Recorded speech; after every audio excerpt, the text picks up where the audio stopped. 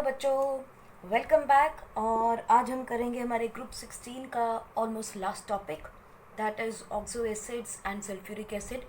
हम ऑलरेडी बात कर चुके हैं सल्फर डाइऑक्साइड की, ऑक्सीजन उसके कंपाउंड्स की। आज हम बात करेंगे ऑक्सो एसिड्स की। बहुत सारे ऑक्सो एसिड्स जो हैं वो सल्फ़र बनाता है बच्चों, ठीक है। और उनके फटाफट हम नाम देखते हैं। बहुत ज़्यादा डिटेल में हमें इसमें कुछ ज़्यादा करना नहीं है। We all need to understand कौन कौन से ऑक्सो एसिड इंपॉर्टेंटली हमें पढ़ने हैं। सल्फ़र बहुत सारे ऑक्सो एसिड्स बनाता है और मोस्टली इसके जो ऑक्सो एसिड्स हैं बच्चों, या तो वो एक्वस सॉल्यूशन की फॉर्म मिलते हैं हमें या फिर सॉल्ट की फॉर्म में। तो सबसे पहले हमारे पास आता है H2SO4, जिसका नाम हमें पता ही, sulphuric acid. It is also called as oil of vitriol. और देखेंगे इसकी ऑक्सीडेशन नंबर क्या है बच्चों, +6 होता है। Sulphuric acid is also called as king of chemical, क्योंकि बहुत सारी केमिकल रिएक्शंस जो हैं या तो वो इसकी प्रेजेंस में हो रही हैं या इसकी वजह से हो रही है।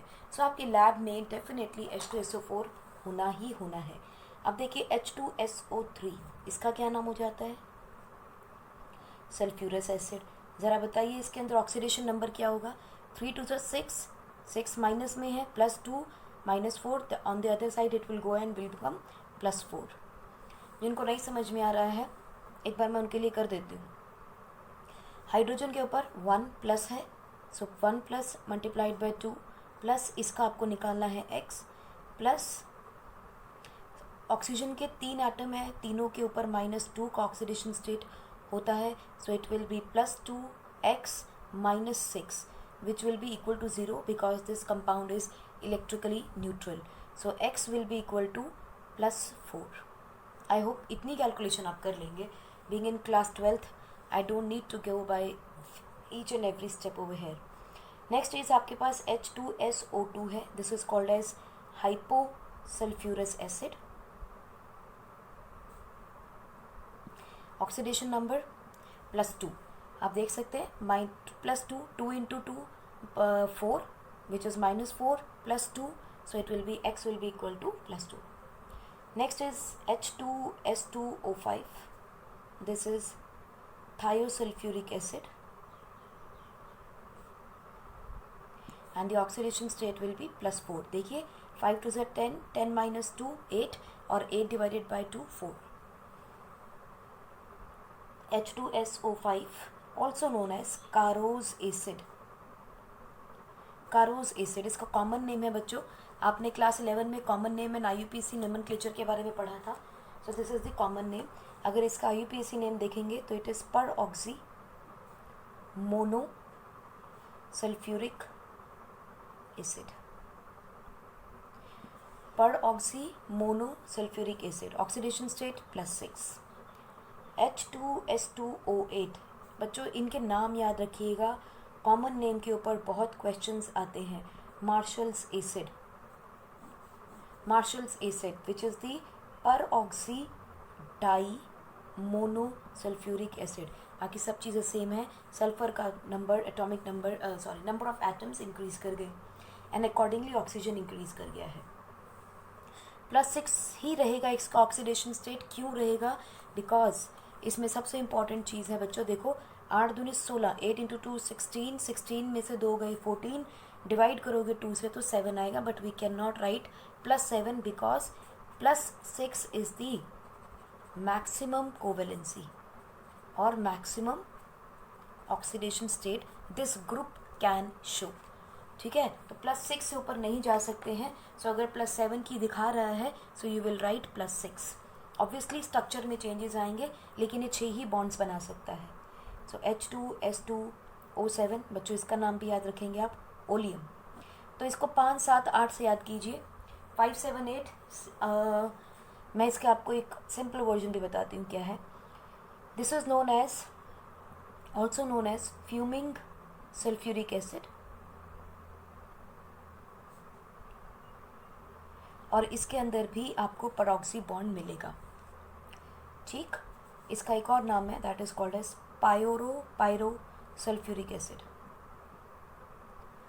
Pyro sulphuric acid. लास्ट है बच्चों H2S2O6 which is having an S bond S linkage, आपको अच्छे से पता है जब एस बॉन्ड एस लिंकेज होती है इसका मतलब एक एटम अपने आप से कनेक्ट हो रहा है, वहाँ पर उसका ऑक्सीडेशन नंबर 0 आएगा ही आएगा। यानी इन दोनों में आपस में एक दूसरे पे कोई इफेक्ट नहीं आता है, और इसका नाम होता है बच्चों डायथियोनिक acid.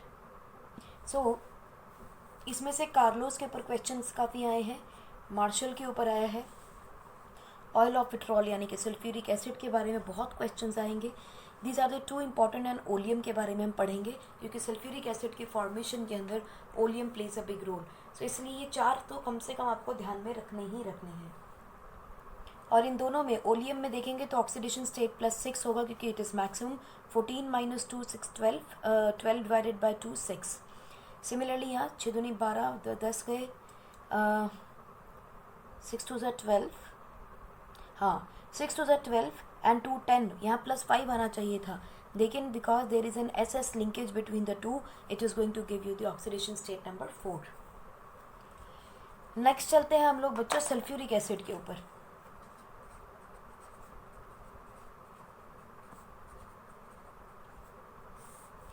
Very very important competitions में भी इसके अंदर से बहुत सारे क्वेश्चंस आते हैं।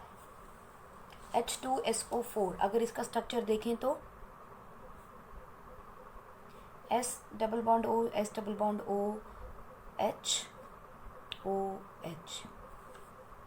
ठीक है बच्चों, सो 1 2 3 4 ऑक्सीजन, 2 हाइड्रोजन और 1 sulphur, H2SO4। This is the configuration structure. Configuration क्या हो जाएगी, sp3 कॉन्फ़िगरेशन आएगा इसके अंदर। अच्छा बच्चों, इसके अंदर एक चीज़ का और ध्यान रखिएगा, यहाँ पे क्या होता है, डबल बॉन्ड ऑक्सीजन, यहाँ double bond oxygen, single bond OH and single bond OH, tetrahedral structure बनेगा आपका, ठीक। लेकिन यहाँ पे ये क्वेश्चन कई बार एग्जाम में आया बच्चों, ये angle between these 2 double bonds let us say is y and the angle between OH bonds is let us say x, correct. और यहाँ पे क्वेश्चन क्या आता है, y एंगल इज मोर। आपको ये क्वेश्चन का आंसर देना है by using VSEPR, valence shell electron pair repulsion theory. आपको यहाँ बताना है कि y का एंगल ज़्यादा है, x का एंगल कम है, क्यों। आप समझ सकते हैं, oxygen is more electronegative than sulphur, it is going to pull the electron share pair of electron toward itself, as a result this is having a more dipole. और यहाँ देखेंगे ऑक्सीजन है, ऑक्सीजन भी अपनी तरफ खींचेगा, इधर से भी खींचेगा और इधर से भी खींचेगा, but there is a single bond, there is a single bond, this is the unsaturated bond. Unsaturated bonds के अंदर रिपल्शन ज़्यादा होती है as compare to saturated bonds. So इसी वजह से angle y will be more than angle x। इस question को ध्यान रखिएगा, मैं आपको बता रही हूँ क्वेश्चन एग्जाम में आता है, ठीक। बहुत सिंपल लगता है और अक्सर क्लास स्कूल्स में और पढ़ते हुए हम इस चीज़ को ओवरलुक कर जाते हैं, तो स्ट्रक्चर को ध्यान रखिएगा बच्चों। मैन्युफैक्चरिंग हम कैसे करते हैं सल्फ्यूरिक एसिड की, सल्फ्यूरिक एसिड की मैन्युफैक्चरिंग हम बहुत बार पढ़ चुके हैं, इस प्रोसेस को सुनते आए हैं।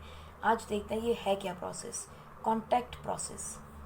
कॉन्टैक्ट प्रोसेस बच्चों 3 स्टेप्स में होता है, इट्स अ 3 स्टेप प्रोसेस, ठीक। इसके 3 स्टेप कौन से हैं, चलिए देखते हैं। सबसे पहला क्या है, बर्निंग ऑफ सल्फर और सल्फाइड ओर, या तो खाली सल्फर होगा या फिर सल्फाइड ओर होगा। जब ये बर्न करेगा it produces sulphur dioxide, this is the first step. Example देखो इक्वेशंस की, सल्फर के साथ जब ऑक्सीजन रिएक्ट करेगा SO2 देगा, अगर Zn सल्फाइड ओर है, in the presence of oxygen it is going to give you SO2 plus ZNO। I hope this is clear because this process is called as, आपको अच्छे से पता होना चाहिए, रोस्टिंग। आपने क्लास 10 में भी किया है इसको, ठीक है जी। नेक्स्ट स्टेप क्या आता है, ये SO2 जो मिला है it is converted into, it is oxidised, conversion of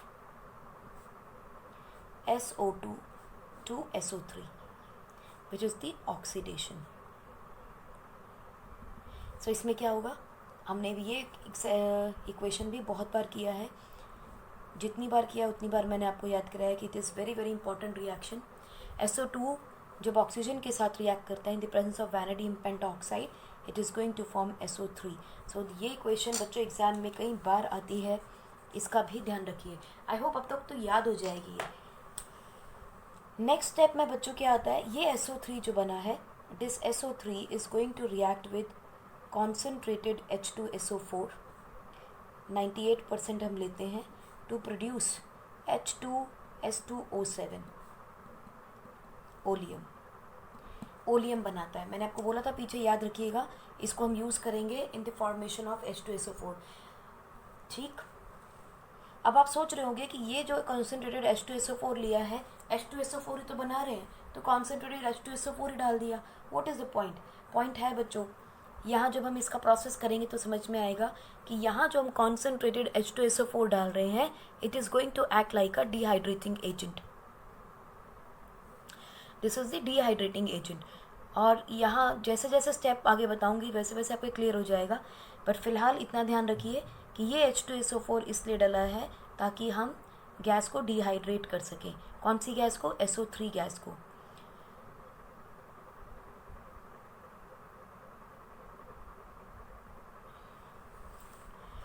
once oleum is formed, अब हम क्या करते हैं, इसके अंदर डाइल्यूशन करते हैं इसका, यानी वाटर ऐड कर देते हैं इसके अंदर, which is an addition reaction. एक एडिशन रिएक्शन कॉज करते हैं, ओलियम के अंदर हम पानी मिला देते हैं, और पानी मिलाने के बाद डाइल्यूशन होते ही ये H2SO4 बना देता है, 2 moles of H2SO4। This reaction is also important for you to remember कि 1 मोल H2S2O7 ओलियम का आपको 2 मोल सल्फ्यूरिक एसिड के देगा, and this formed sulphuric acid is 96 to 98% pure होता है। ठीक, यही 3 स्टेप्स हैं, बस इन 3 स्टेप के अंदर हम आगे अपने ऑपरेटर्स में कैसे कर रहे हैं काम, वो हमें समझना सल्फ्यूरिक एसिड के बारे में। चलिए फटाफट इसका हम लोग एक फ्लो चार्ट फॉर्म में प्रोसेस देख लेते हैं। सबसे पहले हमने सल्फ़र को ऑक्सीजन के साथ रिएक्ट किया, सल्फ़र डाइऑक्साइड बनाया। This is my step number 1। अब मैं इन 3 स्टेप्स को फर्दर आपको एक एक स्टेप करके बता रही हूँ कि कहाँ क्या होने वाला है। सल्फ़र डाइऑक्साइड बन गया, ये सल्फ़र डाइऑक्साइड बच्चों हम डाल देते हैं एक डस्ट चेम्बर के अंदर। इस डस्ट चेम्बर के अंदर खासियत क्या रखी है हमने, कूल वाटर इज स्प्रिंकल, ठंडा पानी इसमें डाल रहे हैं, is sprinkled to remove impurities.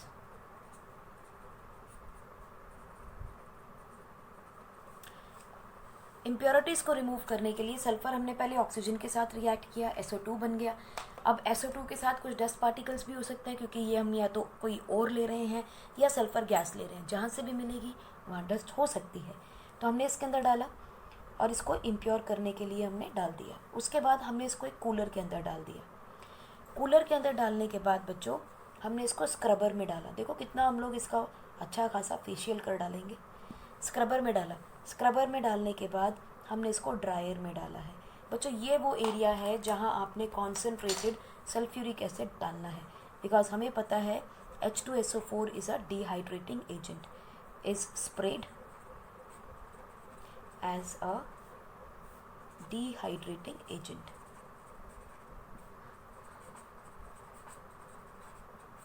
ठीक, इसके बाद हमने क्या करना है, इसको हम आर्सेनिक प्योरीफायर में डालते हैं।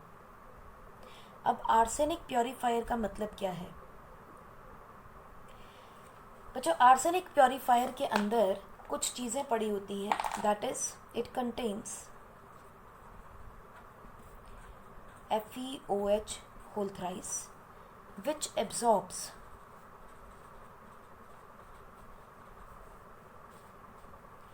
Arsenic oxide. चलिए इसका पूरा नाम ही लिखते हैं, AS से कंफ्यूज हो जाएंगे आप। आर्सेनिक ऑक्साइड, यानी कि इस सल्फर डाइऑक्साइड के अंदर अगर कोई और इम्प्योरिटी हमें मिलती है वो आर्सेनिक मिलती है, ठीक है।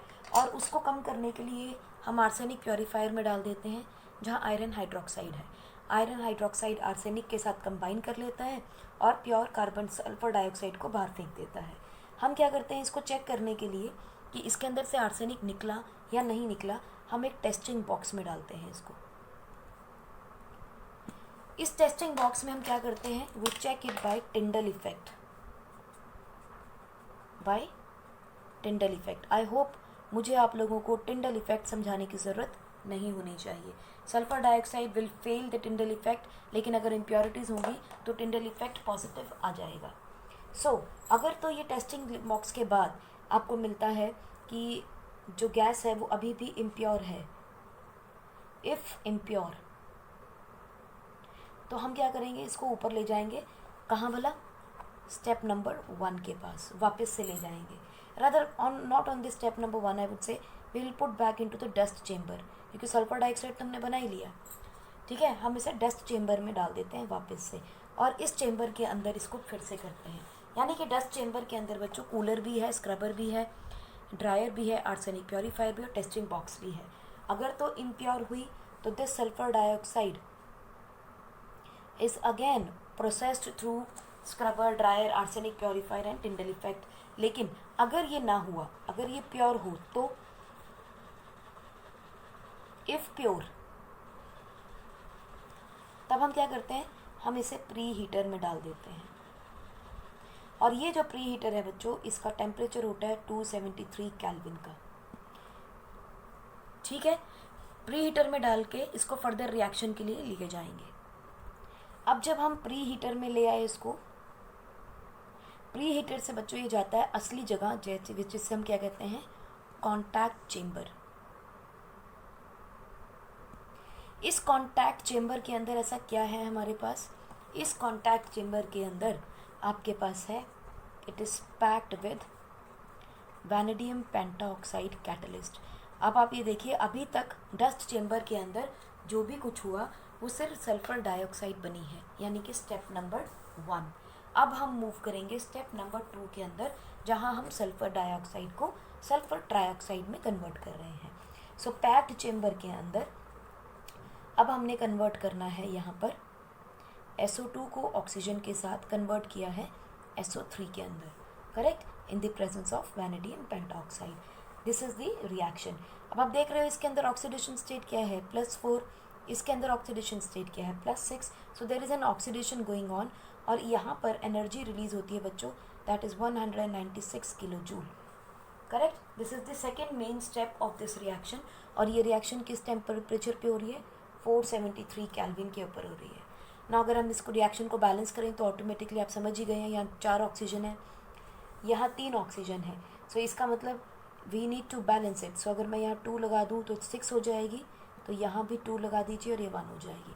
सो one sulfur dioxide is going to give you 2 sulfur trioxide। याद रखिएगा, ये क्वेश्चंस कॉम्पिटिशन्स में आते हैं। How many mole of sulphur dioxide will give, how many number of moles of sulfur trioxide are obtained from 1 mole of sulfur dioxide, तो you should remember it is 2, right। दूसरी चीज़ आप इसमें देखिए, यहाँ पर टोटल नंबर ऑफ मोल्स कितने हैं, 3, और यहाँ पे टोटल नंबर ऑफ मोल्स कितने हैं, 2। सो रिएक्टेंट के नंबर ऑफ मोल्स 3, प्रोडक्ट के नंबर ऑफ मोल्स 2। सो इसका मतलब ये रिएक्शन जो है किस प्रेशर के ऊपर फेवरेबल होगी, according to Le Chatelier's principle देखा जाए तो, अकॉर्डिंग टू, मैं शॉर्ट फॉर्म में लिख रही हूँ, ली चैटलियर्स प्रिंसिपल के अकॉर्डिंग अगर हम देखें, so this forward reaction is favored at high pressure, क्योंकि हमें पता है हाई प्रेशर होगा तो नंबर ऑफ मोल्स कम होने चाहिए। इट मीन्स वॉल्यूम क्या हो जाएगा यहाँ पे, रिड्यूस। अगर प्रेशर देखो ना ज़्यादा हो रहा है तो वॉल्यूम कम हो जाएगा, और वॉल्यूम कम हो रहा है साथ में, this reaction is exothermic. So we can write Q over here where delta H is given as 196.6। ये रिएक्शन बच्चों बहुत ही ज़्यादा एक्सोथर्मिक होती है। सो यहाँ पे आके हमें हीटिंग बंद कर देते हैं, बिकॉज हमें पता है जो भी एक्सोथर्मिक रिएक्शंस होती हैं वो लो टेम्परेचर के ऊपर फेवरेबल होती हैं, तो हमें extra amount of heat generate करने की, इसमें डालने की ज़रूरत नहीं। Once we have heated to 723 kelvin, एक बार SO3 बनना फॉर्मेशन हो गया, तो the reaction will be in the forward direction. अगर हम प्रेशर को कम कर दें, टेम्परेचर दोबारा और इग्नाइट करने की ज़रूरत नहीं मिलती हमें। सो इस पे भी कई बार क्वेश्चन आता है, तो ध्यान रखिएगा। Since it is an exothermic reaction, so heating is stopped once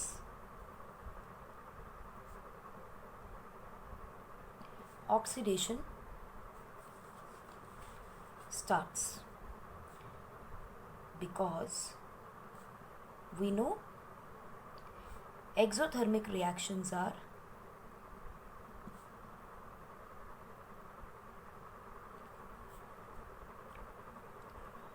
favored at low temperature, तो हमें एक्स्ट्रा हीट देने की ज़रूरत नहीं मिलती। तो चलिए अपने आप फ्लो चार्ट को आगे बढ़ाते हैं। हम कॉन्टैक्ट चेम्बर में आए थे, प्री हीटर से हम लोग कॉन्टैक्ट चेम्बर में आए। कॉन्टैक्ट चेम्बर के अंदर SO2 O2 से मिक्स की और SO3 बना दी, करेक्ट। अब हमने क्या करना है, SO3 के साथ रिएक्शन करनी है हमने। चलिए इसके बाद ये आपकी SO3 गैस जो है it reaches in the absorption tower. Absorption tower में बच्चों क्या है, एब्सॉर्प्शन टावर में concentrated H2SO4 is added and this is 98% concentrated, ठीक है। और हमें पता है ये हमने क्या किया है, SO3 के अंदर हमने H2SO4 को मिक्स किया है in absorption chamber. This is the concentrated. ऐसा क्यों किया हमने, देखो बच्चों ये जो H2SO4 हमने इसके अंदर डाली है, it helps in keeping the forward direction of the reaction by absorbing SO3 produced। देखो फॉरवर्ड डायरेक्शन रिएक्शन के लिए हमारे पास बहुत सारी चीज़ें हैं, या तो हम रिएक्टेंट की कॉन्सेंट्रेशन बढ़ा दें या प्रोडक्ट की कम कर दें, according to Le Chatelier's principle again, ठीक। अगर हम देखें तो ली चार्टलियर्स प्रिंसिपल के अकॉर्डिंग अगर हमारा प्रोडक्ट यानी SO2 plus O2 gives us SO3, अगर ये SO3 में निकालती चली जाऊँ, इसको बार बार यहाँ से निकाल दिया जाए तो reaction will remain in forward direction.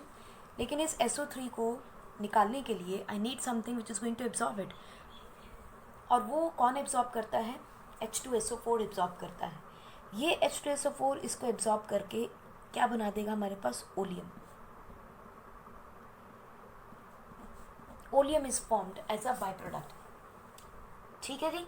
अब एक्चुअली होता कि आप सोच रहे होंगे इसको पानी में मिला देते तो क्या दिक्कत थी, नहीं मिल सकता। SO3 is not very easily soluble in water, तो इस पॉइंट को भी आप ध्यान रखिए। हमने क्यों नहीं मिलाया, ये क्वेश्चन भी आता है हमारे दिमाग में, because SO3 is not directly absorbed bye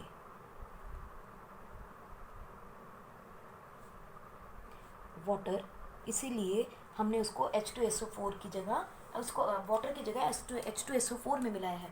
अब आप सोचिए जब एटमॉस्फेयर के अंदर SO2 जब मिलती है तो SO4 क्या बनाता है, H2SO4 बन जाता है। SO3 जब मिलता है पानी के अंदर बच्चों तो स्मोक बनती है। अगर आपने एनवायरमेंटल केमिस्ट्री में क्लास 11 में पढ़ा हो तो मैं आपको यहाँ वो रिएक्शन बता देती हूँ। SO3 को अगर मैं डायरेक्टली पानी में मिला दूँ तो it is not going to form H2SO4 because it is not soluble in water. It is going to form dense fog of acid particles. Acidic है, SO3 is acidic, लेकिन ये fog बनाएगी बच्चों, पार्ट आपके H2SO4 नहीं बनाएगा, ठीक है, and which is inconvenient for the workers। और अगर ये dense fog बन जाएगी तो what will happen, this is going to be very inconvenient for workers in the chamber. वहाँ पर जो लोग भी काम कर रहे होंगे इस फॉग में वो काम नहीं कर पाएंगे। हम ये रिएक्शन करके डेंस फॉग बना लेंगे, उसका कोई फ़ायदा नहीं मिलेगा हमें, we will not gate H2SO4। इसीलिए उसमें SO3 के साथ H2SO4 मिलाया जाता है, ठीक है। So let us come back to the same equation. Absorption tower के अंदर SO3 H2SO4 के साथ मिक्स होगा, H2S2O7 बनाएगा विच इज़ ओलियम। अब ओलियम क्या करेगा, this oleum that is H2S2O7, we are moving to the last step of formation of sulphuric acid. हमने क्या कहा था, इसको डाइल्यूट कर देंगे, हम इसे लेते हैं बाहर निकालते हैं and it is diluted with water. ठीक है, इसमें आप क्या मिला देंगे, वाटर, और ये आपको क्या देगा, 2 मोल देगा H2SO4 के, and this is 96 to 98% pure. I hope this process of contact process is clear. If not, let us just take a recap of it, तो हमें बिल्कुल क्लियर हो जाएगा। देखिए, कॉन्टैक्ट प्रोसेस के अंदर 3 स्टेप हैं। सल्फ़र ऑक्सीजन के साथ मिलेगा, सल्फ़र डाइऑक्साइड बनाएगा, या सल्फाइड ओर की रोस्टिंग करोगे तो आप सल्फ़र डाइऑक्साइड मिल जाएगी। ये सल्फ़र डाइऑक्साइड ऑक्सीजन के साथ वैनेडियम पेंटॉक्साइड की प्रेजेंस में SO3 बनाएगा, लेकिन कहाँ बनाएगा, इन द कन्वर्जन चेम्बर या कॉन्टैक्ट चेम्बर के अंदर। SO3 कॉन्सेंट्रेटेड H2SO4 के साथ मिलेगा इन एब्जॉर्प्शन चेम्बर, और एब्जॉर्प्शन चेम्बर के बाद उसको जब बाहर निकाल देंगे तो हम उसे डाइल्यूट करेंगे and will get 2 moles of H2SO4। देखिए, सल्फर को हमने ऑक्सीजन से मिलाया, डस्ट चेम्बर में गया, कूलर वाली हवा से उसको फेंका जहाँ ठंडा पानी हमने स्प्रिंकल किया, स्क्रबर डाला, यानी कि something which is going to absorb the dust particle suspended in the air will on with sulphur dioxide, हम उन्हें सेटल डाउन कर लेंगे, सेडिमेंट कर देंगे। उसके बाद जो आपके पास सल्फर डाइऑक्साइड बचेगी हम उसे ड्राई करेंगे with the help of H2SO4 spray. Then we will go for acid arsenic purifier, क्योंकि इसमें मोस्ट प्रोबेबल इम्प्योरिटी जो हमें मिलती है SO2 के साथ वो आर्सेनिक होती है। फिर उसकी हम लोग करेंगे टेस्टिंग टिंडल इफेक्ट के साथ। अगर डस्ट अभी भी है और टिंडल इफेक्ट पॉजिटिव आता है, will again go to the dust chamber. अगर नहीं तो हम उसे प्री हीटर में डाल देंगे। प्री हीटर में डालने के बाद बच्चों हम उसे कॉन्टैक्ट चेम्बर में डालेंगे। कॉन्टैक्ट चेम्बर में SO3 बनाएंगे, और SO3 बनाने के बाद जो हमने पता है कि SO3 जो formation of SO3 is exothermic reaction, एक बार होनी शुरू हो जाए तो स्पॉन्टेनियस हो जाती है, लेकिन शुरू करने के लिए we need oxygen and we need that catalyst, but once it is being conducted, it will become spontaneous reaction, so we do not need to heat the chamber. Then it goes to the absorption tower. Absorption tower में SO3 को absorb करते रहें तो reaction forward direction में रहेगा, will get more and more production of SO3 and hence H2SO4. So हमने इसमें concentrated H2SO4 के few drops, बहुत ज़्यादा नहीं डालते, थोड़ा सा डालना होता है, just to ignite this reaction and absorb the SO3. It is going to form oleum, और ये oleum बच्चों आपका डाइल्यूट वाटर के साथ इसको बाहर निकाल लेंगे, सेपरेट करेंगे चेम्बर में से, और पानी के साथ जब इसको मिलाएंगे तो it will give you 2 moles of sulphuric acid. So this is how we are going to produce H2SO4 in contact process. चलिए हम देखते हैं इसकी फिजिकल प्रॉपर्टीज। सबसे पहली चीज़ बच्चों, it is colourless, then it is a dense and viscous fluid. It is colourless, dense and viscous fluid. इसकी जो स्पेसिफिक ग्रेविटी है, स्पेसिफिक ग्रेविटी को बच्चों डेंसिटी भी हम जानते हैं, इट इज़ 1.84। इसका फ्रीजिंग पॉइंट है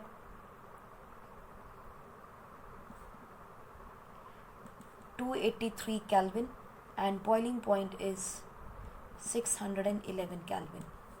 ठीक, then it consist of hydrogen bonding, वो हमें पता है, H2SO4 है, सल्फर भी है, ऑक्सीजन भी है, हाइड्रोजन भी है। सो डिफरेंट मॉलिक्यूल्स के अंदर it consist of hydrogen bonding between different molecules. इसके ही अपने molecules, inter molecular hydrogen bonding आपको मिलेगी। ठीक, H2 is soluble in water and एक इसकी प्रॉपर्टी आप देखोगे कि अगर हम आपने क्लास 10 में पढ़ा है, वेन एवर एन एसिड और a base is added to water it is an exothermic reaction. So अगर हम कॉन्सेंट्रेटेड H2SO4 को पानी में मिलाते हैं तो वो एक एक्सोथर्मिक, हाईली एक्सोथर्मिक रिएक्शन होती है। So we should do it carefully, carefully do dilution, right. Next आप देखोगे इसके कुछ हाइड्रेट्स हमें मिलते हैं बच्चों, और ये हाइड्रेट्स हैं लाइक H2SO4.1H2O एंड H2SO4.2H2O। ये 2 हाइड्रेट्स हमें H2SO4 के मिलते हैं। अब देखते हैं इसकी केमिकल प्रॉपर्टीज़ क्या हैं। सबसे पहली चीज़ देखेंगे इसके कॉजेज़ क्या हैं केमिकल प्रॉपर्टीज़ के। सबसे पहली चीज़ बच्चों, it is a very good oxidising agent, oxidising agent रहता है। दूसरी चीज़ आप देखेंगे, it has strong affinity for water, बहुत जल्दी पानी के साथ ये रिएक्ट करता है। So it has very strong affinity for water. और तीसरी चीज़ है इसकी, it is strong acidic, it is strongly acidic in nature, और एसिडिक स्ट्रॉन्गली एसिडिक कैरेक्टर है। और सबसे लास्ट पॉइंट है इसका, it has low volatility. Low volatility का मतलब समझते हैं कि जल्दी ख़राब नहीं होता, रिएक्ट नहीं करता, thermally it is highly stable. ठीक है, इन कारणों की वजह से ही इसकी हमें केमिकल प्रॉपर्टीज़ मिलती हैं। तो सबसे पहले देखो, अगर हम स्ट्रांगली इसका एसिडिक करेक्टर देखें along with affinity for water, तो आप देखिए दोनों को कंबाइन करें अगर, तो H2SO4 जो वाटर के साथ रिएक्ट करता है तो रिवर्सिबली आपको हाइड्रोनियम आयन देगा, प्लस एक H पॉजिटिव ले लिया, एक OH नेगेटिव छोड़ा इसने। ठीक है, और ये देखिए ये वाला H पॉजिटिव इसके साथ आएगा। आई मीन इसको ऐसे करके देखिए आप, HSO4, क्योंकि दोनों तो एक साथ नहीं छोड़ता, एक एक प्रोटोन ही छूटेगा। ये एक प्रोटोन H2O के साथ कनेक्ट करता है and it is going to form H3O positive, plus आपको क्या मिलेगा, HSO4 नेगेटिव। करेक्ट। इसका बच्चों जो Ka है, यानी कि equilibrium constant for this acid is very high, it means it is readily going to deliver this H positive ion. फिर आप देखिए ये जो HSO4 है ये फर्दर वाटर के साथ रिएक्ट करेगा and it will give another hydronium ion plus SO4 2 negative. So it is a 2-स्टेप रिएक्शन, ऑल्दो आपको मिलेंगे H पॉजिटिव ही और SO4 नेगेटिव आयन ही, लेकिन आप में देखेंगे the first reaction is very fast as compare to the second reaction. देखिए it is second reaction is Ka of this reaction is 1.2 into 10⁻² and this is more than 10। सो जब हम kinetic chemical kinetics पढ़ेंगे ना बच्चों, तब वहाँ इन दोनों स्टेप्स की बड़ी इंपॉर्टेंस आएगी कि कोई रिएक्शन फास्ट क्यों है या उसका रेट ऑफ रिएक्शन कैसे निकाला जाए, वो सारी चीज़ें हमें इन स्टेप्स में पता चलेंगी। सो फिलहाल के लिए इस पॉइंट को इम्बाइब कीजिए कि कोई रिएक्शन जब हो रही है 2 स्टेप में होती है तो दोनों का जो इक्विलिब्रियम कांस्टेंट है वो अलग अलग मिल सकता है, और उसी के बेस पे हम rate of constant of equilibrium या रेट ऑफ रिएक्शन कैलकुलेट करेंगे। So if I just summarise these 2 steps, तो आप क्या लिखेंगे, H2SO4 के अंदर 1 मोल ये रहा पानी का, 1 मोल ये रहा, 2 मोल पानी के मिलाए आपने, reversibly it is going to give you H3O positive ion, एक ये और एक ये, सो 2 प्लस एक SO4 2 नेगेटिव आयन मिलेगा। This is how this reaction is going to अकर।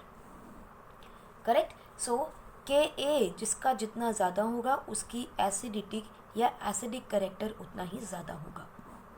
सो यहाँ इस पॉइंट को समझिए और दिमाग में उतारिए, थोड़ा सा पॉज कीजिए अपनी वीडियो को, लेक्चर को पॉज कीजिए, इस थॉट के साथ थोड़ा सा टाइम स्पेंड कीजिए कि जिसका भी Ka ज़्यादा होगा वो उतना ही ज़्यादा एसिडिक होगा।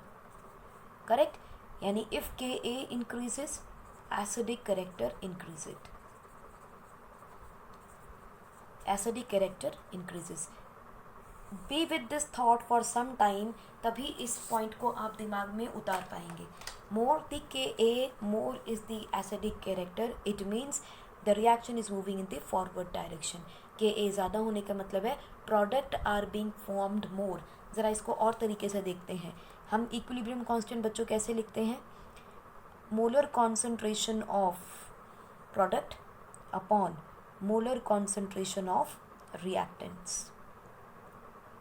वाटर को हम नहीं लेंगे because it is in liquid state, और हमने कहा है लिक्विड या सॉलिड की जो भी कॉन्सेंट्रेशन होती है हम उसे यूनिटरी मान के चलते हैं, that we learned in chemical equilibrium. So अब देखिए अगर ये numerator is more than denominator, तभी तो Ka की वैल्यू ज़्यादा होगी। जितना ज़्यादा न्यूमरेटर यानी प्रोडक्ट बनेगा उतना ही वो रिएक्शन फॉरवर्ड डायरेक्शन में जाएगी। सो Ka जिसका ज़्यादा होगा वो उतना एसिडिक होगा क्योंकि उतने ज़्यादा हाइड्रोनियम आयन की फॉर्मेशन होगी। अब एक जनरल रिएक्शन याद रखिएगा, इन case of your acidic character of H2SO4 अगर हम देखते हैं तो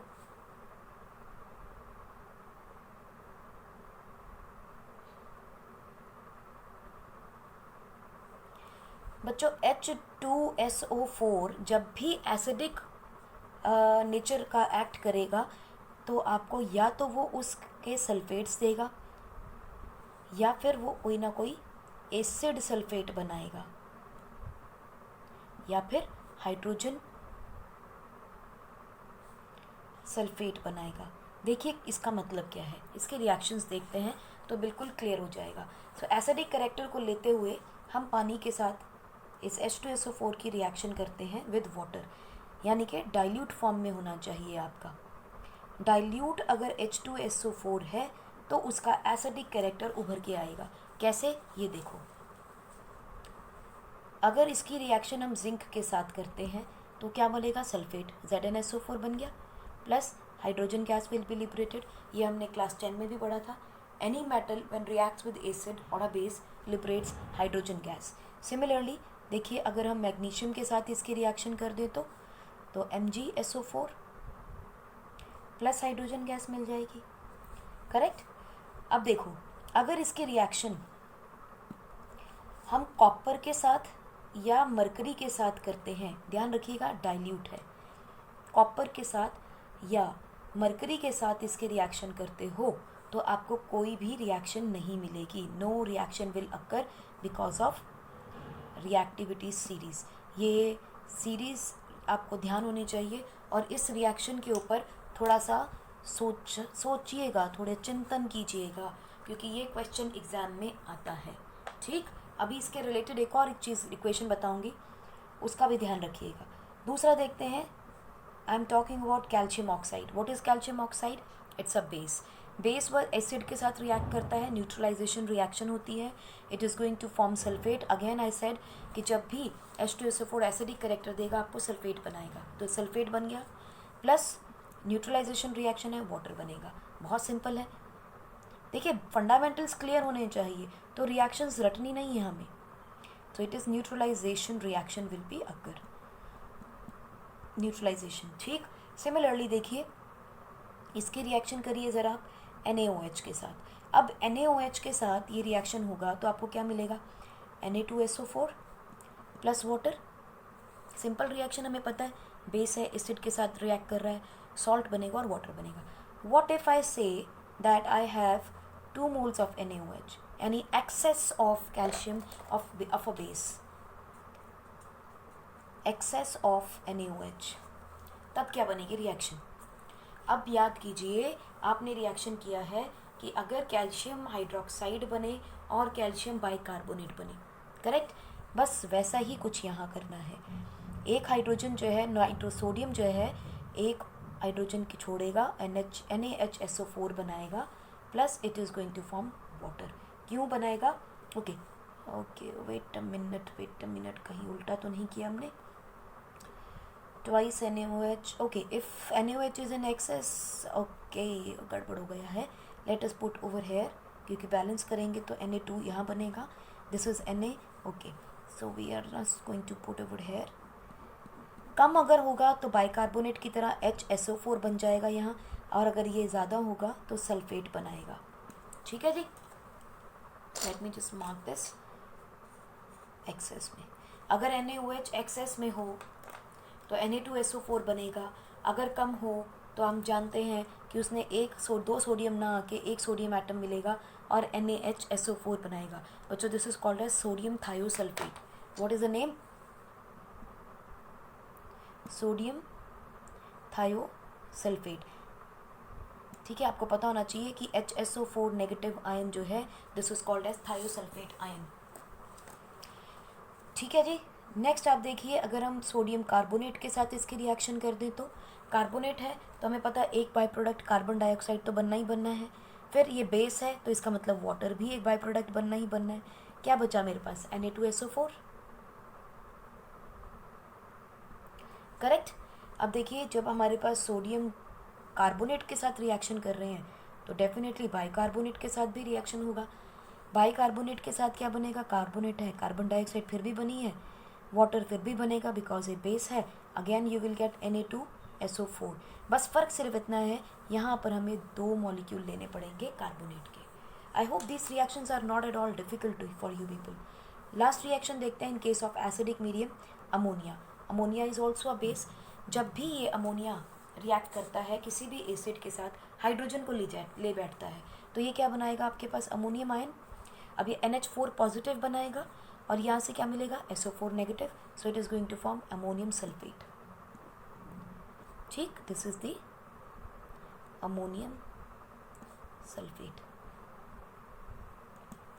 ठीक है, सो ये वो रिएक्शन है जो ये एसिडिक नेचर में दिखाएगा आपको, acidic character of sulphuric acid. तो आपको जब भी मिलेंगे सल्फेट्स मिलेंगे, एसिड सल्फेट मिलेगा, like we have got sodium hydrogen sulphate, sodium sulphate, these are the salts. ठीक है, तो आपको हमेशा ये सॉल्ट देगा, सल्फेट की फॉर्म में ही मिलेगा, जो भी मिलेगा सल्फेट मिलने वाला है आपको। ठीक है जी, ये था हमने डाइल्यूट वाटर के, डाइल्यूट H2SO4 की रिएक्शन की।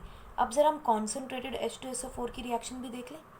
अब जो कॉन्सेंट्रेटेड H2SO4 है बच्चों, वो हमें पता है ये कैसा एजेंट होता है, डिहाइड्रेटिंग एजेंट। अगर डिहाइड्रेटिंग एजेंट है तो प्रोडक्ट में आपको वाटर मॉलिक्यूल तो मिलना ही मिलना है। करेक्ट, ऐसा क्यों है, डिहाइड्रेटिंग एजेंट क्यों है ये, because it has strong affinity for water, पानी को ले लेगा, खींच लेगा अपनी तरफ, so it is going to remove water. ठीक है जी, देखिए सल्फर के साथ रिएक्ट करेंगे, आपने पढ़ी है रिएक्शन, लेकिन क्या कर रहे हैं, SO2 को कॉन्सेंट्रेटेड H2SO4 के साथ कर रहे हैं। कोई भी सल्फ्यूरिक एसिड या SO3 नहीं बनने वाला, बिकॉज ये डिहाइड्रेटिंग एजेंट है। SO2 के साथ करेगा तो सिर्फ इसको ड्राई करेगा, dried in dryer of purifying unit, हमने किया था ना, purifying unit for contact process, तो वहाँ सल्फर डाइऑक्साइड को ड्राई किया था, तो सल्फर डाइऑक्साइड के साथ ये ड्राइंग का काम कर रहा है। नेक्स्ट रिएक्शन आप देखोगे with C12H22O11, this is what, cane sugar.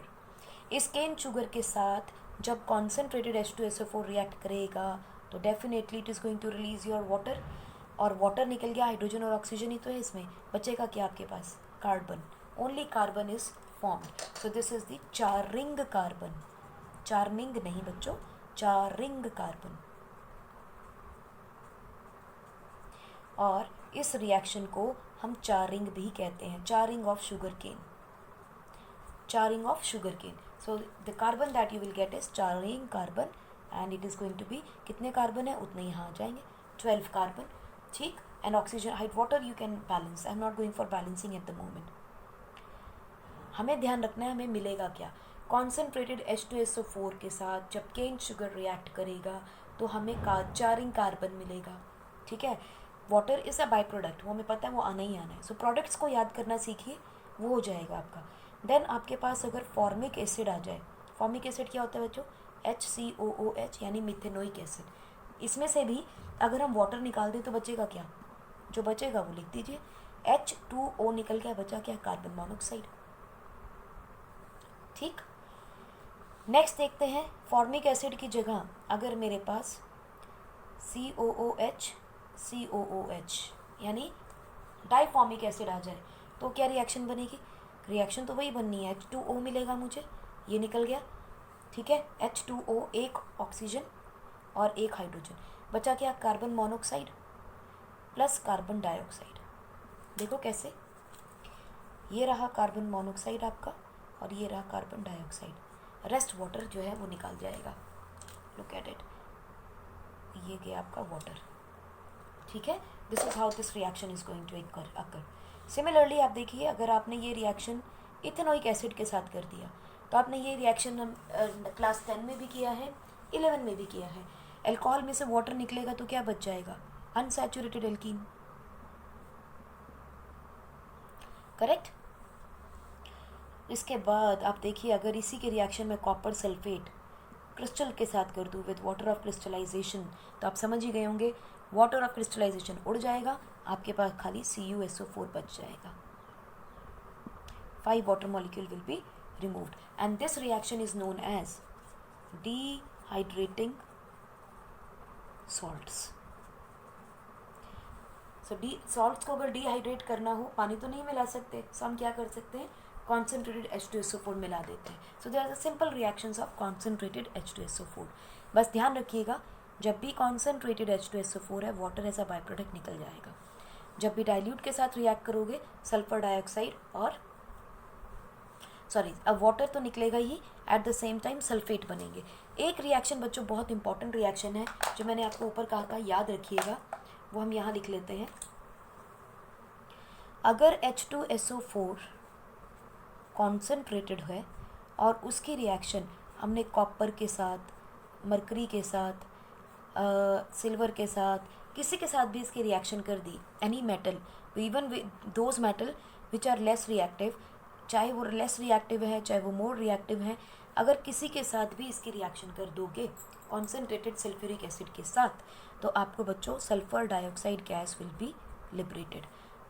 Sulphur dioxide gas will be liberated because ये रिएक्शन मैं बता दूं वेरी वेरी इंपॉर्टेंट रिएक्शन, क्योंकि कॉन्सेंट्रेटेड रिएक्ट करता है, डाइल्यूट रिएक्ट नहीं करता. क्यों ऐसा हो रहा है? बिकॉज ऑफ ऑक्सीडाइजिंग पावर, क्योंकि सल्फ्यूरिक एसिड ऑक्सीडाइजिंग पावर रखता है और खुद क्या हो जाता है, सेल्फ रिडक्शन होती है उसकी, self reduction. So is a good oxidising agent. ठीक, इस वजह से ये रिएक्शन होने वाली है. ये रिएक्शन बहुत इंपॉर्टेंट है, I am emphasising again and again. देखिए ये +4 स्टेट में है, ये +6 में है, खुद रिड्यूस हो रहा है, इसीलिए दूसरे को ऑक्सीडाइज करने की कैपेसिटी रखता है. चलिए देखते हैं सल्फ्यूरिक एसिड जब सॉल्ट्स के साथ रिएक्ट करेगा तो क्या होगा. हालांकि काफ़ी चीज़ें हम उसमें देख चुके हैं, हमने बेसिस तो देखे, अब हम न्यूट्रल सॉल्ट्स की बात कर रहे हैं. जब ये सॉल्ट्स के साथ रिएक्ट करेगा तो क्या होगा. So with salts when sulfuric acid is going to react. ठीक, कोई भी मेटल हैलाइड हो सकता है, अगर रिएक्ट करेगा मेटल सल्फेट बनाएगा क्योंकि SO4 2 नेगेटिव होता है, या फिर MSO4 बनाएगा if it is reacting with second group element. Second group में +2 के ऑक्सीडेशन स्टेट है प्लस, और फर्स्ट ग्रुप में alkali earth metals and alkali metals. जब भी रिएक्ट करेगा सल्फेट्स बनाएगा और एक आपको हाइड्रोहेलाइड बनाएगा. एग्जाम्पल देखते हैं. लाइक दूसरा एग्जाम्पल आपके पास है लाइक Na2CO3. अब हमें पता है कि ये बेस है, बेस सॉल्ट के साथ रिएक्ट करेगा, न्यूट्रलाइजेशन होगी. कार्बोनेट है, कार्बन डाइऑक्साइड आएगा ही आएगा. और दूसरी चीज़ सल्फ्यूरिक एसिड है, डिहाइड्रेटिंग एजेंट है, at the same time neutralisation reaction होना है. तो दोनों ही कंडीशन में वाटर का आना बनता है. करेक्ट. नेक्स्ट देखो, नाइट्रेट के साथ रिएक्ट करके देखते हैं. नाइट्रेट है तो नाइट्रोजन डाइऑक्साइड निकलना चाहिए या नाइट्रिक एसिड बनना चाहिए. तो इसमें क्या होगा, देखिए ये एक हाइड्रोजन देगा पहले, तो जब एक हाइड्रोजन देगा तो क्या मिलेगा, HNO3, और पोटाशियम है, it is going to form KHSO4. देखिए ये रिएक्शन कैसे हुआ, कंफ्यूज मत होइएगा. H2SO4 जब KNO3 के साथ रिएक्ट करेगा, ठीक है, सो ये बनाएगा HSO4 negative plus H positive, और KNO3 क्या बना देगा, K positive and NO3 negative, 2 negative और 1 नेगेटिव. ठीक, अब एक पोटाशियम एक हाइड्रोजन को डिस्प्लेस करेगा, सो ये क्या बना देगा, KHSO4 नेगेटिव, नेगेटिव तो अब आएगा नहीं, न्यूट्रल हो गया, और ये H पॉजिटिव इसके साथ कनेक्ट करेगा तो HNO3 बना देगा. ठीक है, this is how it is going to react. Undoubtedly जब आगे फर्दर रिएक्शंस होंगी इसकी, तो ये K2SO4 भी बनाएगा और H2NO3 तो बनेगा नहीं, तो ये नाइट्रोजन डाइऑक्साइड में टूट जाएगा because HNO3 gas is again an oxidising agent. NaCl के साथ अगर इसकी रिएक्शन करें जो हमने ऊपर की थी, Na2SO4 भी बन सकता है प्लस HCl बनेगा. ठीक है, और अगर मान लीजिए ये NaCl कम है, अगर ज़्यादा है फिर तो ये बनेगा, लेकिन अगर कम है तो क्या बना सकता है, NaHSO4 plus HCl. Correct. Similarly sodium iodide के साथ रिएक्ट कीजिए, यहाँ लिख लेते हैं दिस इज एक्सेस. यहाँ भी KNO3 अगर एक्सेस में होगा तो K2SO4 बन जाएगा एंड NO2 गैस बन के वाटर निकलेगी साथ में. यहाँ क्या बनेगा, NaHSO4 प्लस HI. लेकिन ये HI जो है ना बच्चों, ये स्टेबल नहीं है. जैसे कि HNO3 जो है वो भी स्टेबल नहीं होगी। हाइड्रोजन आयोडाइड जो है it will be oxidise further, will be oxidised further as H2SO4 is strong oxidizing agent। तो इसकी वजह से जो आपका हाइड्रोजन आयोडाइड है in the presence of H2SO4 will give you SO2 plus I2 plus H2O। सोचो SO2 क्यों आया, क्योंकि ऑक्सीडाइजिंग एजेंट है, खुद ने रिड्यूस होना है इसलिए रिड्यूस होकर SO2 बनाएगा, दूसरे को उसने ऑक्सीडाइज करना है। अगर ऑक्सीडाइज करना है तो देखिए यहाँ हाइड्रोजन आयोडीन क्या है -1, हाइड्रोजन का तो चेंज होता ही नहीं, -1 से आयोडीन 0 हो गया, हाइड्रोजन में कोई चेंजेस नहीं है, वो तो एज इट इज़ -1 +1 -2 है। सल्फर के अंदर देखिए -2 +1, यहाँ पर क्या है -2 और ये क्या हो गया +4, यहाँ क्या था +6। सो खुद रिड्यूस हो रहा है, H2SO4 is getting reduced and iodine is getting oxidised. So H2SO4 is a strong oxidizing agent, right? Similarly, अगर आप NaI की रिएक्शन देखोगे तो इसको अगर मैं दोनों को सम कर दूँ तो क्या आ जाएगा, सम अप करने पर वी विल से H2SO4 जब NaI के साथ रिएक्ट करेगा तो आपको देगा NaHSO4 plus it is going to give you water plus it is going to give you SO2 plus I2।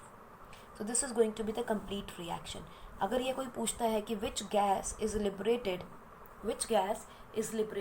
When H2SO4 reacts with sodium iodide, you will say iodine as well as SO2 gas, both gases will be liberated। अब हमने कहा था कि ये thermally stable होता है, लो volatility होती है, लो वॉलेटिलिटी की वजह से बच्चों ये कुछ रिएक्शंस में हेल्प करता है। Due to low volatility H2SO4 is used to manufacture other volatile acids from salts। ठीक है, डिफरेंट सॉल्ट्स में से ये अलग एसिड्स बनाने में हेल्प करता है। देखते हैं कैसे। H2SO4 ले लिया हमने, इसकी रिएक्शन सबसे पहले हमने कर दी चलो बेरियम क्लोराइड के साथ। देखें तो ये कौन सा वॉलेटाइल एसिड बनाता है हमारे लिए,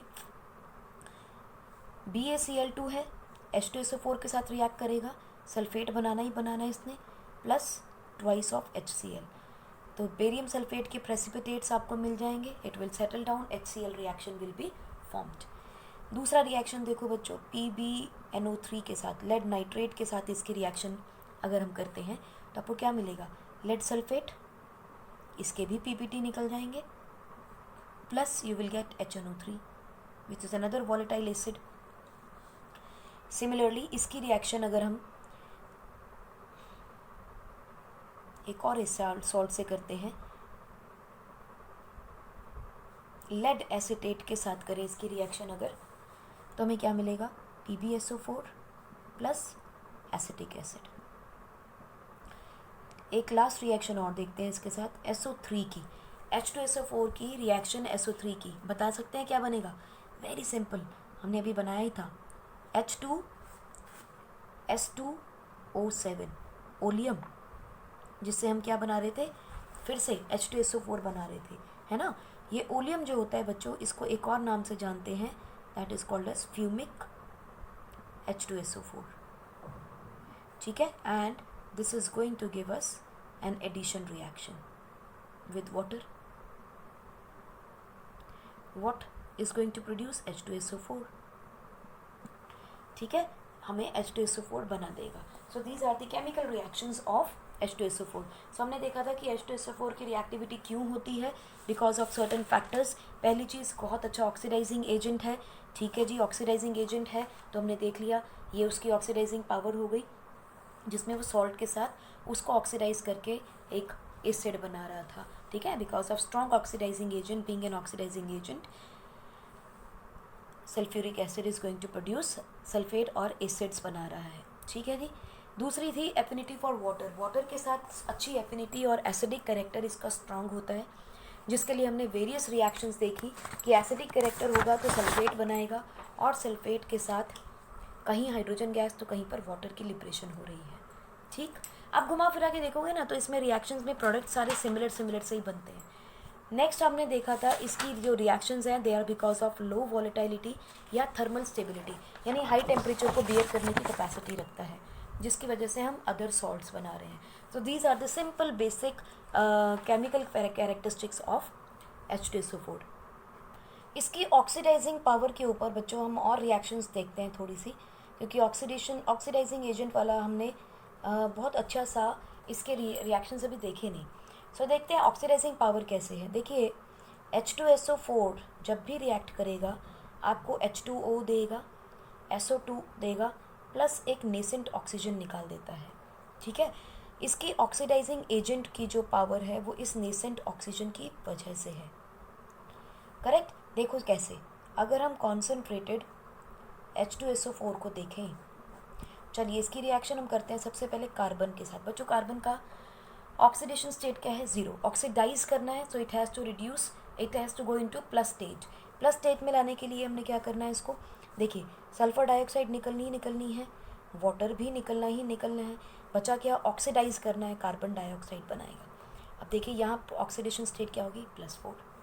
सिमिलरली ज़रा आप सल्फर के साथ करके देखिए, only with sulphur you will gate H2O plus sulphur dioxide निकलती है, वहीं ख़त्म होगी कहानी। इट इज़ +4, यहाँ क्या है? +6, खुद रिड्यूस हो जाएगा। लेकिन जब सल्फ़र के साथ कर रहे हो यहाँ पर सल्फ़र क्या है? S0 से S4 +4 पे गया है। ठीक है, so it is going to form SO2। ना बैलेंसिंग करेंगे तो you can just balance it later on. Then we will go for phosphorus again. Phosphorus in elemental state is P0. It is going to form phosphoric acid plus SO2 plus water. phosphoric acid की oxidation state क्या होगी बच्चों? यहाँ +5। देखिए oxidise हो गया। और देखते हैं H2S सल्फर है, -2 में है, हाइड्रोजन सल्फाइड के साथ रिएक्ट करेगा। SO2 और वाटर तो बच्चों निकलना ही निकलना है। ठीक, SO2 और वाटर निकल के बचा क्या मेरे पास? Nascent oxygen.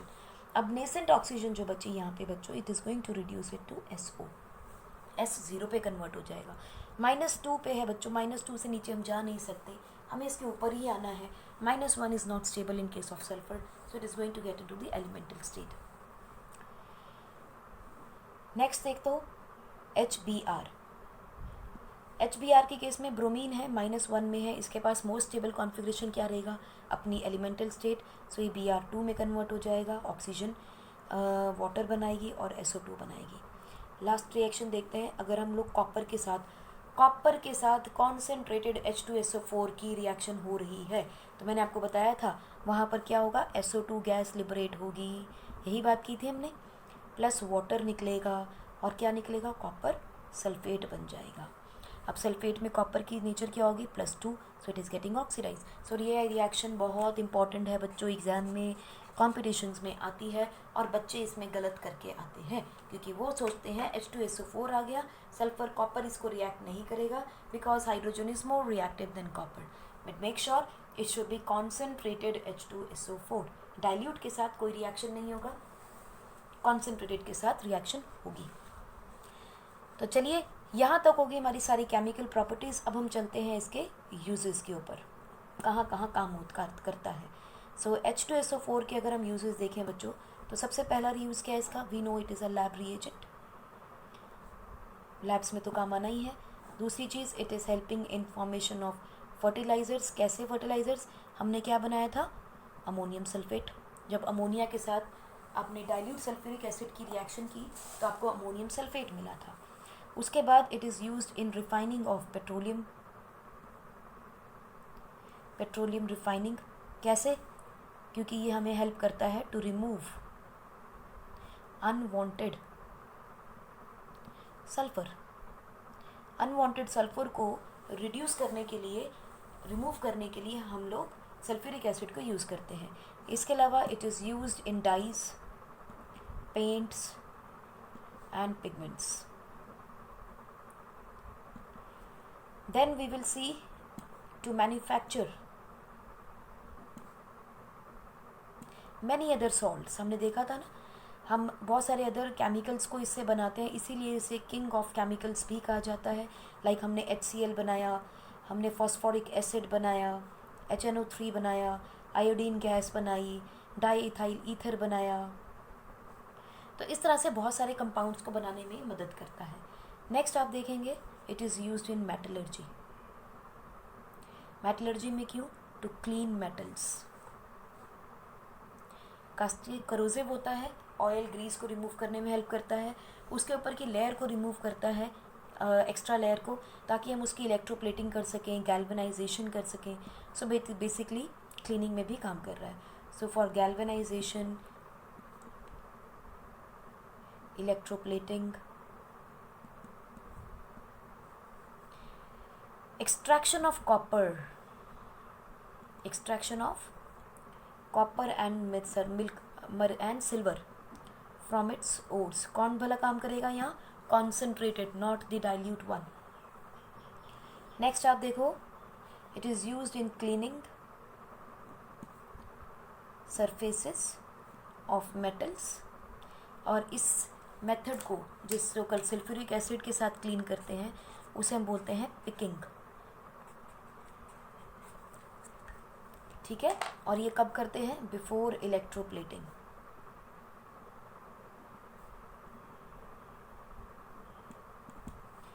राइट, इसके अलावा it is used as dehydrating agent, जो हमने देखा ही है।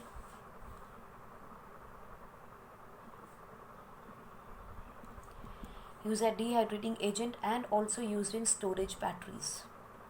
स्टोरेज बैटरीज जो आपके घरों में आप यूज़ करते हो, इलेक्ट्रिफाइड वाटर यूज़ किया जाता है और वो कॉन्सेंट्रेटेड H2SO4 से इलेक्ट्रिफाइड होता है।